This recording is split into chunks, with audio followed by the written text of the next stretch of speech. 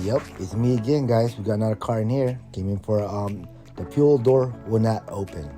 So customers complain you can't get no gas. But I told her there's another way you could do that also.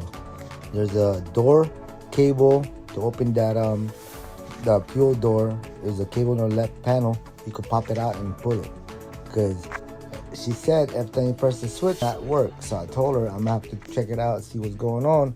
Guess what I found out? I found out that the fuse is good. I checked it out, everything was good. And then the main problem is the switch was bad. The switch himself is burned out internally. I didn't get a chance to take a video how it looked like, and then I put a new fuse on it, and then boom, it fixed the problem, guys. That's the only way you gotta do before you replace the actuator. Make sure you check the fuse first, man. So it could be something easy, quick fix. Next thing you know, you try and get that special parts order. It will take you longer than you think.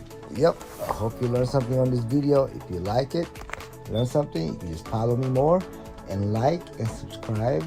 And don't forget to check the notification bell for more video. Yep.